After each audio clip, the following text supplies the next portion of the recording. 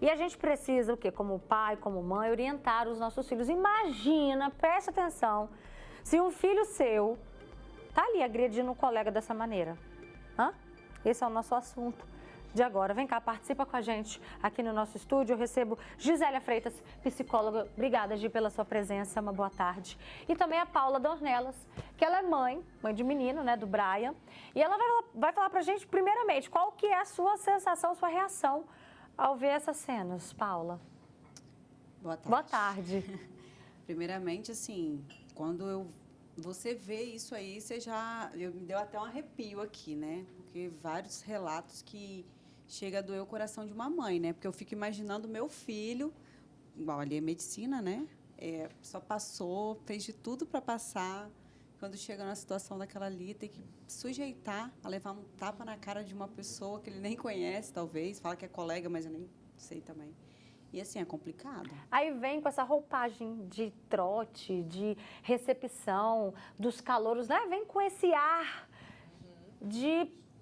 A gente não pode usar esse termo, mas eu vou dizer aqui para colocar de uma maneira mais coloquial, né? Em relação, para que a gente possa debater mesmo esse assunto, como se isso fosse uma brincadeira. A gente não pode confundir as coisas, né, Gisélia? Tá claro que aquilo ali é uma violência. Gente, isso é ridículo, né? E é camuflado, como você falou bem, uma roupagem, como se fosse algo cultural no meio universitário. A gente já escutou e sempre escuta casos, né? Mas tem muito tempo que isso está sendo combatido, né? Existe o trote solidário para ajudar a dar alimentos, né? Ajudar comunidades, que isso é maravilhoso. E quando vem da área de saúde ainda, a gente fica mais triste, porque a medicina, saúde física, saúde mental, né? O estado emocional já começa no estado emocional. E olha o perigo disso, é importante esse assunto, porque o nível de suicídio de estudantes, principalmente no nível universitário de medicina, aumentaram.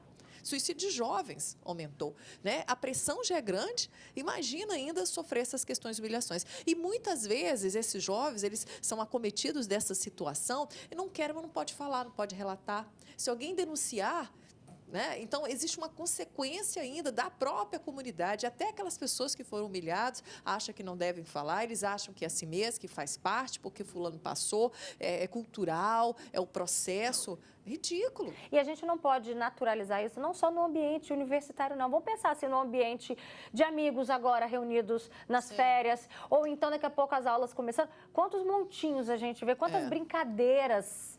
Mais uma vez, entre aspas, né, vem com essa roupagem de fazer montinho, daquele antigo corredor que a pessoa passava e todo mundo batia. A gente não pode normalizar isso. Acho que todo mundo aí que trabalha no setor, né, com estudantes ou que é mãe, principalmente no grupo de homens, né, meninos, eles têm essas brincadeiras mais sem graças, que muitas vezes são agressivas, humilhantes, né, são tipos de situação, de relação que tem impacto, sim, psicológico, eles podem fingir que é normal, E o que a gente faz muitas vezes? Isso é brincadeira de homem, né? Isso é assim mesmo. Na minha época, a gente dava paulada, a gente dava coice, dava chute. Não pode normalizar, tá? Até porque existe hoje um impacto psicológico, traumático muito grande e essa agressividade pode piorar, Roberta. Se a gente achar que isso é normal, brincadeirinha entre primos, entre amigos, entre irmãos, entre colegas, na escola, montinho, fazer piada sem graça, humilhação, e vai crescer como?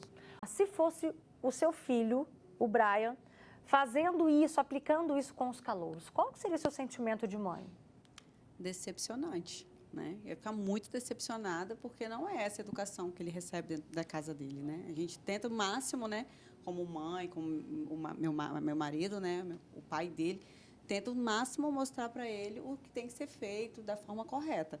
E se a gente fizesse isso, realmente ele ia me decepcionar muito e eu ia ficar muito chateada com ele. De que maneira que você já tenta, né, educar o Brian, pensando assim, que existe esse limite da brincadeira, da agressividade, da violência? Como que você faz essa correção? Geralmente, primeira coisa, já evito que ele brinque com umas coisas que, tipo, arminha de brinquedo, essas coisas lá em casa a gente evita, No caso não também tem. não. Então, a gente já começa assim, com brinquedos, né? Com joguinhos de celular, vai brincar com alguma coisinha, a gente já fica monitorando para não deixar ele... E criando isso dentro dele, né? Estimulando isso. E quando ele chega a praticar isso com algum amiguinho, com os primos também, eu já fico com a antena ligada e já falo, ó, se continuar, cada um vai para um canto. Se eu estiver na casa dos meus pais, onde os primos deles, né, eles se encontram, aí eu já falo, ó, eu vou embora, porque senão não dá. Porque já corta logo na raiz da brincadeira, né? É a forma que eu tenho para eles pararem com esse tipo de brincadeira de agressão, de brigar, fazendo com que eles sintam essa dor, que ele sinta a dor, porque eu preciso que ele vá. Então, eu falo que eu vou embora, que vai todo mundo embora se continuar com a brincadeira. Que aí eles têm que parar. Gisele, dá pra gente perceber nos nossos filhos, desde a primeira infância, se eles têm traços um pouco mais agressivos? Tem, é fácil. A questão é que muitas vezes as mães, os pais minimizam, né? Tem tampona, fala que é normal, aí tá assim que tá com sono, mas o coleguinha também provocou, mas o irmão pegou o brinquedo, não podia, né? A gente sabe, desde quando é pequenininho, quando pega o bico e joga no chão. A gente vê esses vídeos, acha engraçadinho a criança brigando com o pai, batendo, gritando, jogando bico, jogando mamadeira, fazendo uma pirraça, a gente acha existe bonitinho. O ponto do normal e o que passa do normal? É normal, tá cansado, tá um pouco agressivo, tá com sono, tá com fome, né? Mas isso tem que ser verbalizado, tem que ser conversado, né? Exemplo, existe sim a predisposição, os homens têm essa tendência mais da agressividade, o sistema nervoso central não está muito desenvolvido nas crianças, nos meninos um pouco mais tardio, né? Dentro da idade. Só que você, se deixar aquilo como natural, é normal, ele é criança, ele não sabe o que está fazendo, ele vai crescendo acreditando que aquele comportamento é assim. E se já tem uma predisposição, o meio favorece. Eu tenho que criar um meio contrário da agressividade. Exemplo, mais que ele te irrite, não vou levantar a voz também, não vou bater, não vou agredir. Não é isso que vai minimizar uma pessoa que já tem essa predisposição. Não podemos amenizar, a gente tem que corrigir, tem que ter consequência.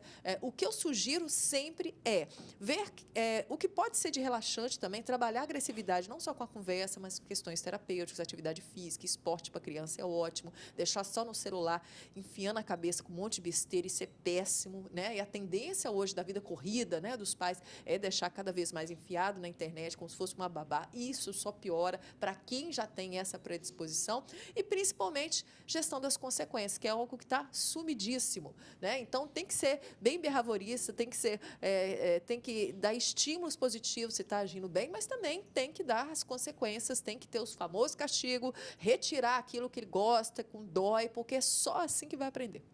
Convido você de casa a participar desse debate tão importante com a gente, que a gente fala tanto, né, às vezes, de violência na escola, né, no ambiente ali entre adolescentes, mas o que chama a atenção, a gente está falando de pessoas que já eram para estar caminhando para uma maturidade, né? Maturidade é o quê? A partir do momento que você está entrando na faculdade, você tem responsabilidades para cumprir. Manda aqui pra gente, já aconteceu alguma situação com o seu filho, né? Ou então você tem medo que aconteça, manda aqui no nosso WhatsApp. Fica fácil você conversar com a gente, já vou abrir aqui e vou ler a mensagem. Viu? Tem aqui o comentário da Maricilda Borges, ela diz o seguinte: é traumatizante, é coisa de gente sem noção que faz isso, não tem amor próprio.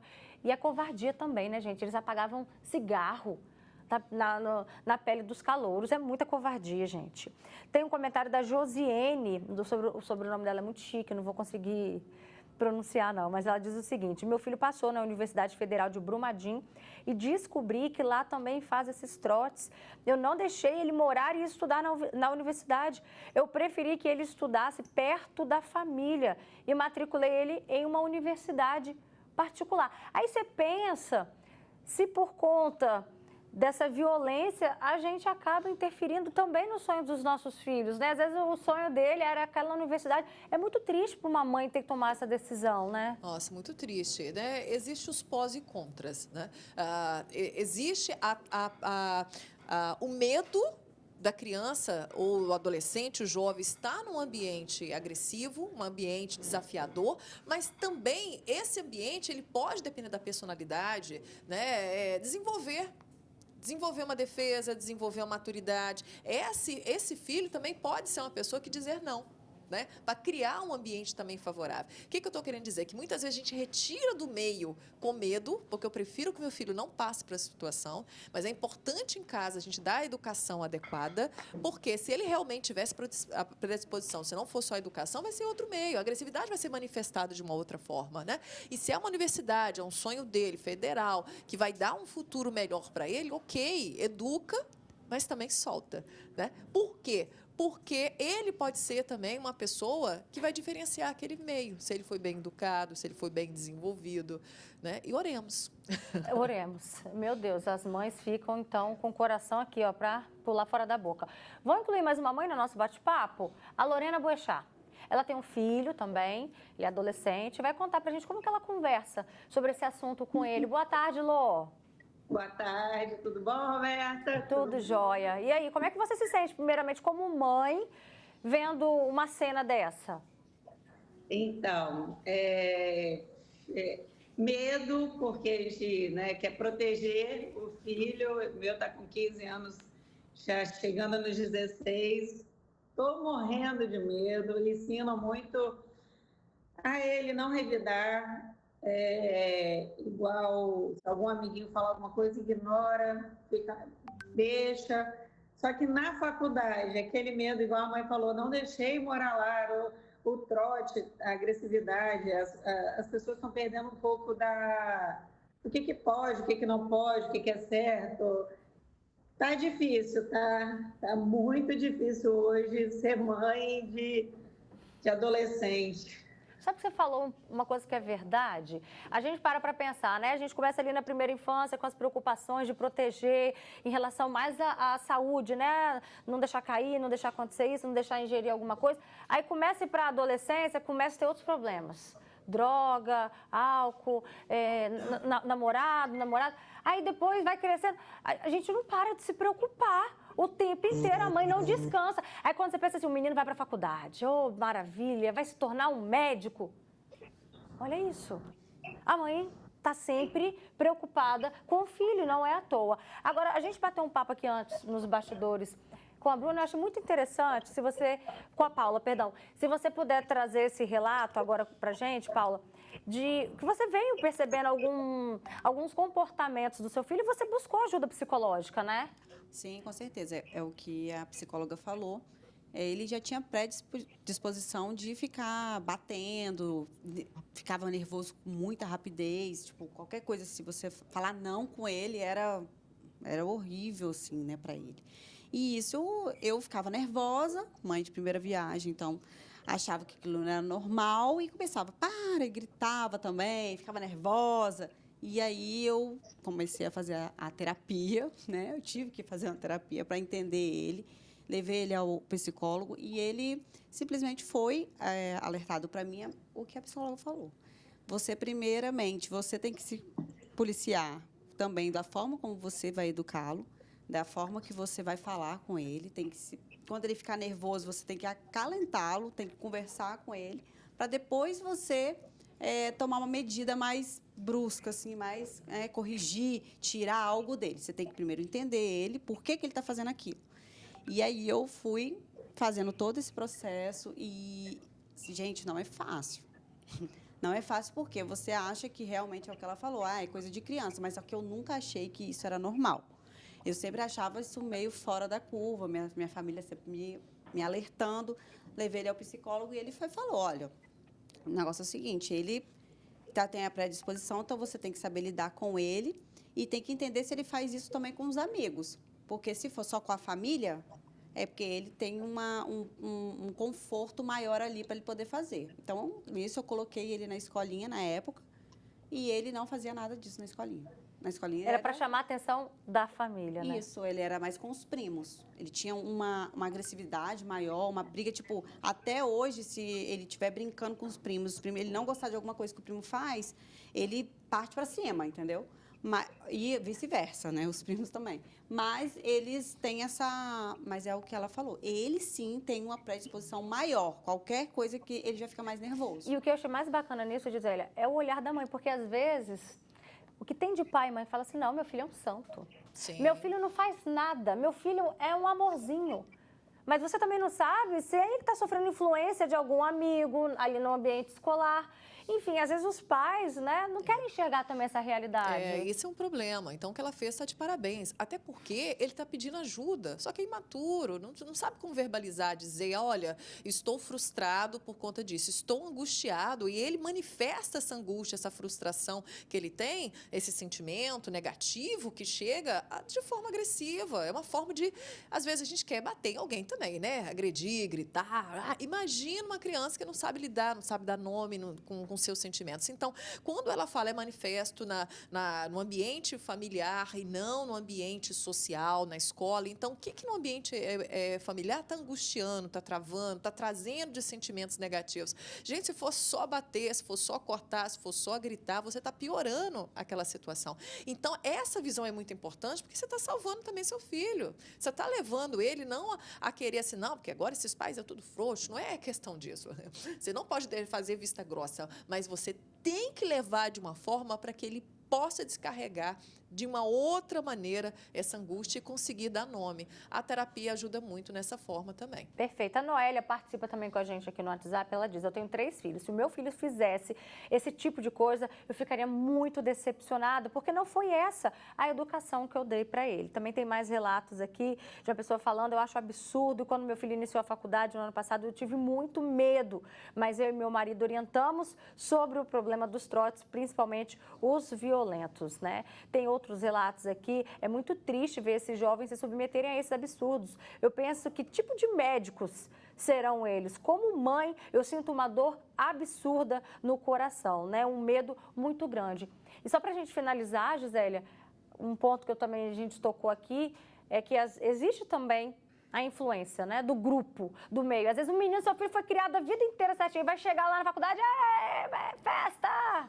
E aí acaba sendo levado, influenciado pelos demais. Esse é o principal perigo, quando chega nessa via social, né? Sai da proteção de casa, da dinâmica familiar e vai para a dinâmica social. E não só em meninos, meninas também. Tá? A influência é muito grande, porque o pai deixa de ser o herói, a fala importante, aquela pessoa, né, que brilha os olhos, a melhor companhia, e começa a ser aquela pessoa de aversão e troca. A fala do grupo, a fala do social costuma pesar muito mais. E ninguém quer ficar de fora, existe uma carência que tem que ser preenchida nessa idade, né? E o grupo é uma forma de preencher essa carência. Tá certo. Obrigada, Gisélia, pela sua presença. Lembrando que hoje meu filho não tem mais essas predisposições, assim, se ele até tem, ele não mostra mais, graças a Deus, ele está bem melhor. Dá um beijo no Brian, tá bom? Depois vamos juntar essa criançada toda para brincar.